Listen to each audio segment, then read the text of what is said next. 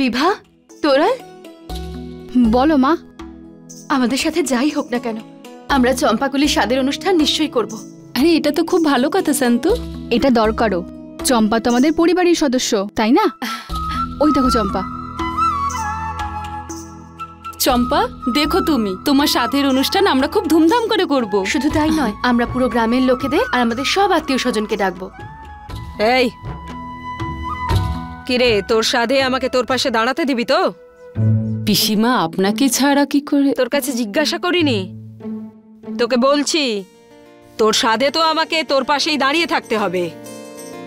আর শোন না, ওই ভগবান করে তোর ওই হলুদ শাড়িটা পরবি না, ধর্মপুরের ট্যাক্সি মনে হয়। ভালো দেখে একটা কাপড় পরিস, বুঝলি? পাশে তো আমি দাঁড়িয়ে থাকবো, আমার সম্মান যাতে না যায়। আর যাই পড়িস না কেন, লাগবে তো তোকে সেই একই রকম। এবার কালি তোমায় খাবো। খিকি খিকি করে হাসছিস কেন? যোগ করছি নাকি আমি? তোরাল, তুমি অতিথিদের লিস্টটা বানিয়ে নাও। আমরা কিন্তু স্বাদের অনুষ্ঠান কাল বা পরশুই করব, তাও আমাদের গেস্ট হাউসে করব। ঠিক আছে। আর কাদ্দুকেও ডেকে নিও কিন্তু। আর আমি হসপিটাল থেকে বাড়ি ফেরার পর না কাদ্দু এলো, না ওর কোনো ফোন এসেছে। তুমি আত্মীয়দের লিস্ট বানাবে তাই না? আমি এক্ষুনি ডায়েরি নিয়ে আসছি উপর থেকে। বিশালের কোনো খোঁজ পেলে? ঠিক আছে, খোঁজ পেলেই আমাকে ফোন করবে। হ্যাঁ।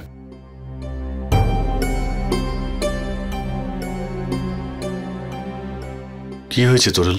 সন্তু চম্পার স্বাদের অনুষ্ঠান করতে চাইছে, আর আমাকেও বলছিল যে কদ্দু আর শশাঙ্ককেও ইনভাইট করতে। আমার মনে হয় যে ওকে সব সত্যিটা বলে দেওয়া উচিত। না তোরাল, এখন আমাদের কাছে সব থেকে বড় ব্যাপার হলো সন্তোর খেয়াল রাখা। আর যতদিন পারা যায় এই কথাটাকে লুকিয়ে রাখবো, আর ততদিনে বিশালকেও খুঁজে পাওয়া যাবে, তখন সন্তোর দুঃখও কমে যাবে। আর তুমি যদি শশাঙ্ক আর কদ্দুর কথা বলো, তো আমরা বলে দেবো যে ওদের কোনো কাজ ছিল, কোনো বাহানা দিয়ে দেবো।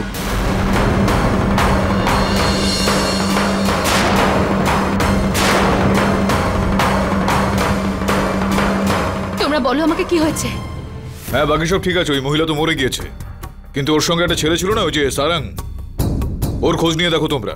ওর কাছে অবশ্যই খবর থাকবে যে আমার ছেলে এই মুহূর্তে কোথায়। হ্যাঁ, একটু তাড়াতাড়ি করার চেষ্টা করো।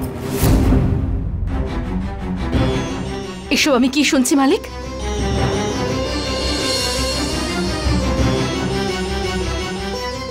কি বলছিস তুই?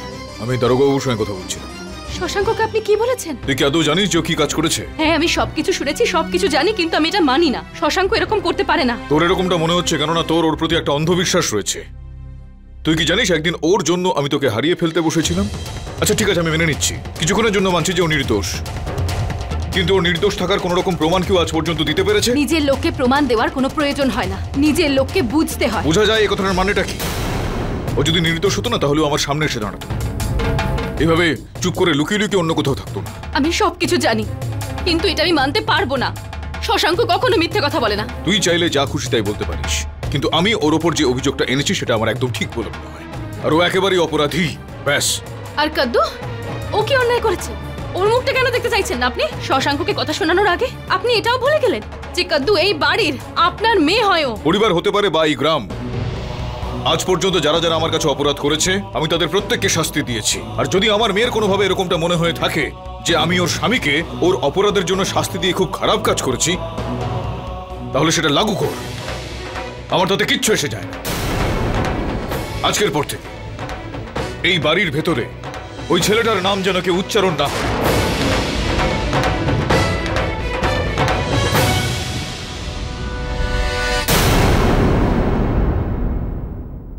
Twelve threes are 36.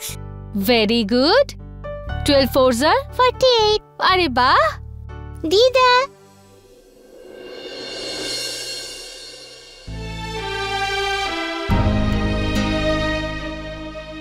কেমন আছো নন্দিনী? Fine. নন্দিনী সোনা, যাও ভেতরে গিয়ে খেলো।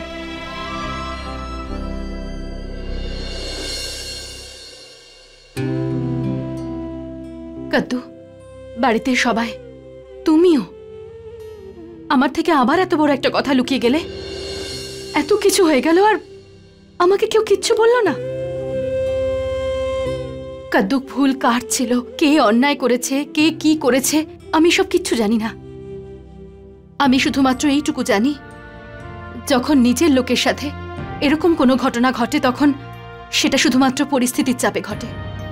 সেই সময় আমরা শুধু সেইটুকুই বিশ্বাস করি যেটা আমাদের চোখের সামনে থাকে। যখন কোনো মেয়ের বিয়ে হয় আর সে তার বাপের বাড়ির থেকে শ্বশুর বাড়ি চলে যায়, দুটো বাড়ির সম্পর্ক তৈরি হয়, মেয়েরা তার মায়ের প্রতিচ্ছবি হয়। আমি আমার প্রতিচ্ছবিকে নিতে এসেছি, আর সেটাও সম্পূর্ণ অধিকারের সাথে। চম্পাকলি স্বাদের অনুষ্ঠান আছে, তোমাকে আসতে হবে কিন্তু। সন্ত, চম্পাকলি সাধের কথা শুনে আমি খুব খুশি হয়েছি, কিন্তু আমি যেতে পারবো না। সন্ত, আজ পর্যন্ত পরিবারের সবাইকে আমি সম্মান করেছি, কিন্তু এখন আমার স্বামীর আত্মসম্মানের কথাও ভাবতে হবে। একজন মেয়ে যখন স্ত্রী হয় তখন তাকে তার বাপের বাড়ি আর শ্বশুর বাড়ি দুটোরই দায়িত্ব একভাবে নিতে হয়। আর সম্পর্কে সামঞ্জস্য রেখে চলার ক্ষমতা শুধু ঈশ্বর মেয়েদেরই দিয়েছেন। সম্পর্কগুলোকে ভেঙে দিও না কাদ্দু, তাদেরকে শাস্তি দিও না যাদের কোনো ভুল নেই এতে। আমি তোমাকে এখানে বলতে এসেছিলাম, আর আমি জানি যে চম্পাকলি স্বাদের অনুষ্ঠানে তুমি অবশ্যই আসবে। আমি তোমার অপেক্ষা করবো কাদ্দু।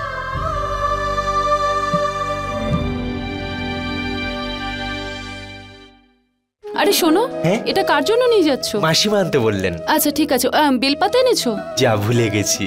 তুমিও না, যাও তাড়াতাড়ি যাও, আমি গিয়ে দিদাকে এক্ষুনি দিয়ে নিয়ে আসছি। আসছি। দিদা, এই নাও। তোরাল, হ্যাঁ স্বাদের অনুষ্ঠানের সব আয়োজন তৈরি তো? হ্যাঁ দিদা, ব্যাস চম্পা এসে গেলে সব নিয়ম পালন শুরু করে দেবো। ওই দেখ চম্পা এসে গেছে। যা আরে যা। হ্যাঁ। আসুন।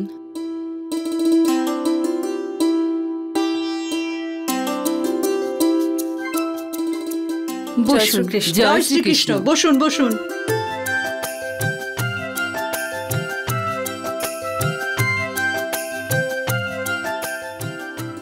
বাহ বাহ বাহ বাহ বাহ, এবারই চাকরানির ভাগ্যও তো দেখছি দিব্যি চমকাচ্ছে। দেখো কিরকম ধুমধাম করে স্বাদ হচ্ছে, দেখো। হাহ, এতদিনে আমি ওই প্রবাদটার মানে বুঝলাম, আসল মানে। মানুষ যে যার নিজের ভাগ্যে খায়। আচ্ছা তোরাল, ভিখারির দল তো এসে গেছে, কিন্তু ওদের সর্দারনি কই? চম্পাকলিকে তো দেখতেই পাচ্ছি না। বিভার সাথে বিউটি পার্লারে গেছে। কি? এসে গেছে চম্পা। হায় হায় হায় হায়, চম্পাকলি তোকে তো আনারকলি মনে হচ্ছে আজ। হ্যাঁ কিরে, সবাই তো তোকে দেখে অজ্ঞান হয়ে যাবে। পিসি, চম্পার তো আজকে স্বাদ, আজকের দিনে অন্তত ছেড়ে দাও। আরে ভালো কথাই বলছি বিভা, আজ ওকে এত ভালো লাগছে যে সবাই ওকে দেখে অজ্ঞান হয়ে যাবে, সেটাই বলছি। চলো। 1 মিনিট চম্পা, ওখানেই দাঁড়ো। হ্যাঁ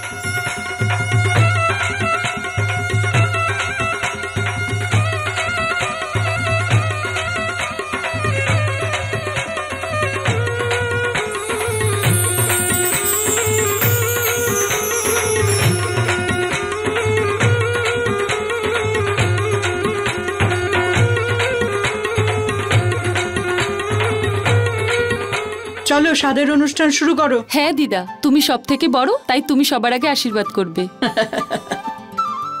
দেখ, যে আসছে তাকে স্বাগত। ছেলে হলে কৃষ্ণের মতো হোক, আর মেয়ে হলে মা লক্ষ্মীর মতো। নে।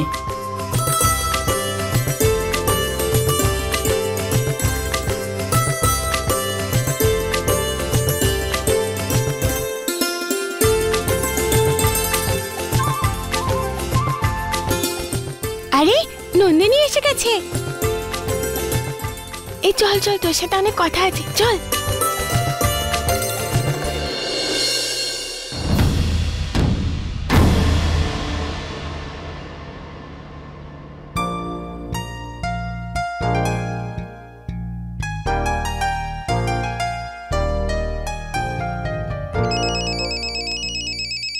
হ্যালো হ্যালো হ্যালো হ্যালো, হ্যাঁ 1 মিনিট 1 মিনিট। হ্যাঁ বলুন, নিচে আসলে এত কথা হচ্ছিল তাই। কি? হ্যাঁ আমি এক্ষুনি চলে আসছি, আপনি ওখানেই থাকুন। আর এই কথাটা আপনি কাউকে বলবেন না, হ্যাঁ?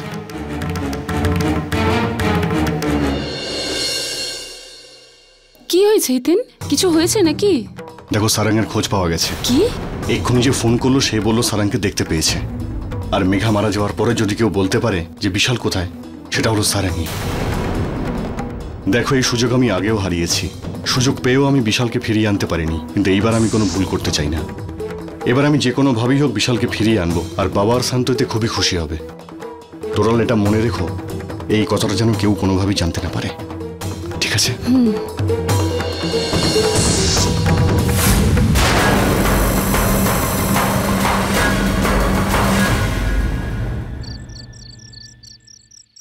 যা, সবার আশীর্বাদ নে।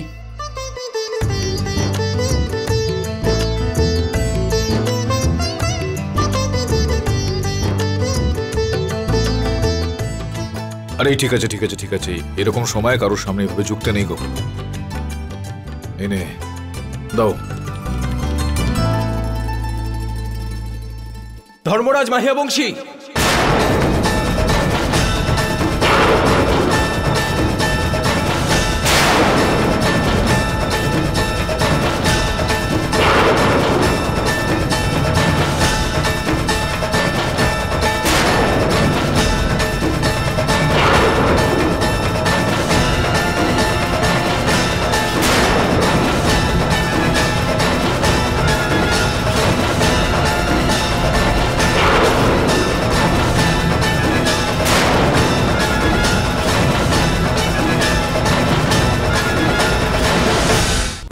কি হয়েছে?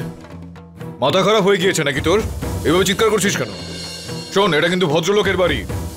তুমি মালিককে ওনার নাম ধরে কেন ডাকছো? আগে তুমি ওনাকে জিজ্ঞেস করো যে যেটা ইনি করেছেন সেটা কি ঠিক করেছেন। একটা অর্ডার পেয়েছিলাম আমি আজকে, একটা অর্ডার ডেলিভারি করতাম আমি। ডেলিভারি করতে যাওয়ার সময় আমি জানতে পারলাম যে ওটা ক্যান্সেল হয়ে গেছে, শুধুমাত্র ওনার কারণে। মিস্টার ধর্মরাজ, কেন করলেন আপনি এরকম? আরে কৃতজ্ঞ থাকা উচিত রে তোর আমার উপর, যে আমি আমার নিজের মেয়ের মুখের দিকে তাকিয়ে তোকে এখনো পর্যন্ত কোনো রকম শাস্তি দিইনি, বুঝতে পারলি? তুই তো প্রমাণ দিতে চেয়েছিলি যে তুই একেবারে নির্দোষ নাকি। প্রমাণ তো তুই তখন দিতে পারবি যখন তুই সৎ মানুষ হবি। তো হ্যাঁ, আমি প্রমাণ দিতাম, আর দেব না, একদম দেব না। কারণ না তো আপনি সেই ধর্মরাজ, আর না তো আমি সেই শশাঙ্ক যে আপনাকে এত সম্মান করত। আপনি আমাকে অপরাধী বলেন না, আমাকে? আরে সেই অপরাধী তো আপনি, সেই জন্যই আমার অর্ডারটা ক্যান্সেল করে দিলেন। বাবা, ওটা ডেলিভারি করে যেই টাকাটা আসতো সেটা নন্দিনীর চিকিৎসায় লাগতো। এই তুই চুপ করে থাক একদম। নন্দিনী আমার নাতনি, কিন্তু ওর যদি কোনো রকম চিকিৎসা করাতে হয় না তাহলে আমি আছি।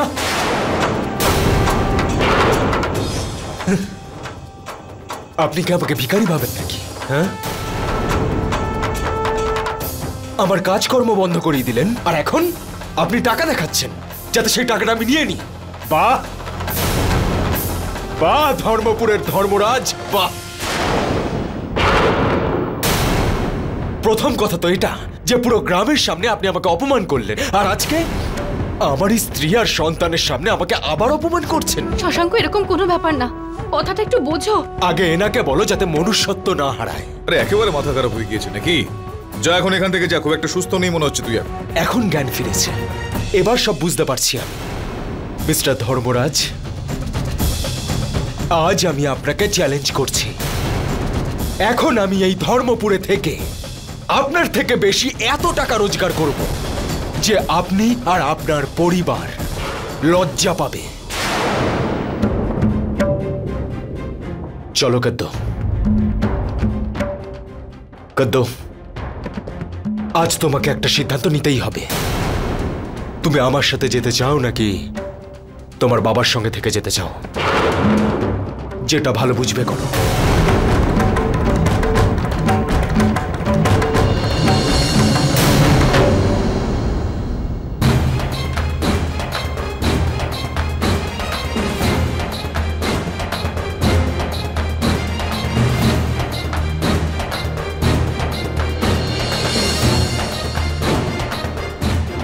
কাদ্দু, তুমি কোথায় যাচ্ছ? কাদ্দু, কাদ্দু দিদি, মা কাদ্দু। কাদ্দু, আমার কথাটা শোনো কাদ্দু। তুমিই শিখিয়েছিলে শান্ত। সব সময় স্বামীর আত্মমর্যাদার কথা ভাবা উচিত। স্বামীর আত্মসম্মানের মধ্যে স্ত্রীর সম্মান থাকে, সেই সম্মানের সঙ্গে যাচ্ছি আমি।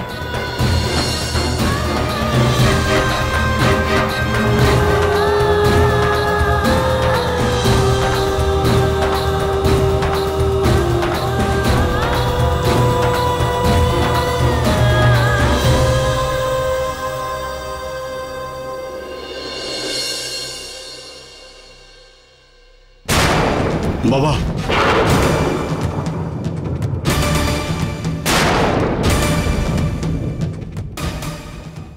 হিতেন দাদা, কি হয়েছে বাবা? এই কি অবস্থা তোর?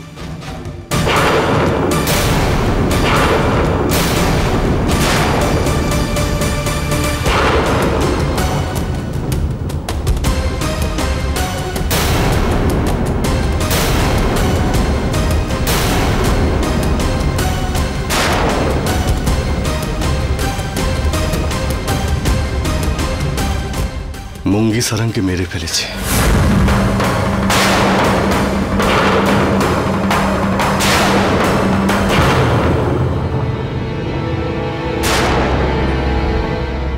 যখন ও জানতে পেরেছিল আমি সারাংকে ধরতে যাচ্ছি, তখন আমার আগে ও পৌঁছে গিয়েছিল আর তোমার আলমারি থেকে বন্দুক চুরি করে।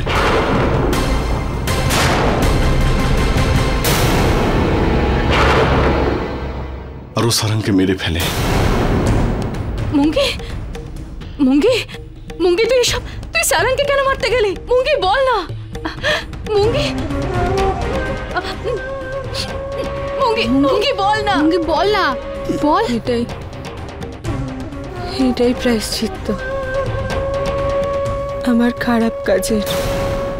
আমাকে ক্ষমা করে দিও বিভা দিদি, আমার জন্য তোমাকে এত কিছু সহ্য করতে হয়েছে। না মুঙ্গি, তোর কিচ্ছু হবে না, আমরা সবাই তো সাথে আছি। আমার কথা শোন। না বিভা দিদি, আমাকে আমার খারাপ কাজের প্রায়শ্চিত্ত করতে দাও। আটকিও না আমায়। এই বাড়িতে আমার জন্য যে সমস্যা এসেছিল, আমি নিজের হাতে তা শেষ করে দিয়েছি। আর পুলিশকেও আমিই ডেকেছি। জামাইবাবু, আমার ভুলের জন্য ক্ষমা করো। মুঙ্গি, এসব তুই কি? বাবা, মুঙ্গি, মুঙ্গি, মুঙ্গি,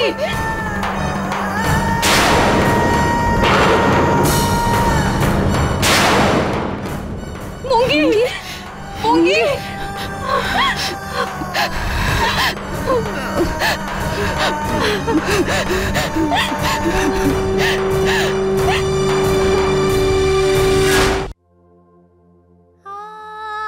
আমাকে এত কষ্ট কেন দিচ্ছ? আর যখন দিচ্ছ তখন সহ্যের ক্ষমতা দাও। প্রথমে তো তুমি আমার ছেলেকে আমার কাছে এত বছর পরে ফিরিয়ে আনলে, আর যতদিনে আমি ওকে একটু শান্তিতে দেখতাম, ভালোবাসতাম ওকে, ওকে আমার থেকে কেড়েও নিলে তুমি। এই বাড়ির একটা মেয়ে এই বাড়ির জামাইকে হত্যা করলো, আর আরেকটা মেয়ে এই বাড়ির সাথে সব সম্পর্ক শেষ করলো। এই বাড়ি, পরিবার সব শেষ হয়ে যাচ্ছে, তাও আমি তোমাকে ভক্তি করা বন্ধ করিনি। তাহলে তুমি আমাকে শক্তি দিতে কি করে ভুলে যাচ্ছ? যখন মানুষের জীবনে দুঃখ আসে তখন ঈশ্বর তার পরীক্ষা নেয়। তুমিও আমার পরীক্ষা নিচ্ছ, তাই তো? ঠিক আছে, তুমি যত পরীক্ষা নিতে চাও নাও। তোমার আর আমার জন্ম হয়েছে একই দিনে, তোমার কিছু গুণ তো আমার মধ্যেও থাকবে। এবার আমিও সেই রাস্তায় বেছে নেব যা তুমি বেছে নিয়েছিলে। যখন তোমার সামনে ধর্ম আর কর্ম দুটোর মধ্যে যে কোনো একটা বাছার সময় এসেছিল, তখন তুমি ধর্মকে বেছেছিলে। আমিও সেটাই করব, সারা জীবন তোমার ভক্তি করব, আর সেটাই আমার পরিবারকে ধ্বংস হওয়া থেকে রক্ষা করবে। কিন্তু তোমার মাথায় আমার ঋণের বোঝা সারা জীবন থাকবে, ভাই বোনের সম্পর্কের ঋণ। ছোট থেকে তোমাকে রাখি বেঁধেছি আমি, সেই রাখির ঋণ। যখনই জীবনে ধর্ম আর কর্মের লড়াই হবে, তখন তোমাকে আমার পাশে থাকতেই হবে, যেভাবে তুমি অর্জুনের পাশে ছিলে। যখনই আমার কেউ পরীক্ষা নেবে তোমায় আমাকে সংকেত দিতে হবে, তোমাকেই আমায় পথ দেখাতে হবে, তোমাকে এই ভাই বোনের সম্পর্ক রক্ষা করতেই হবে, তোমাকে সব ঋণ মিটিয়ে দিতে হবে। জয় শ্রীকৃষ্ণ।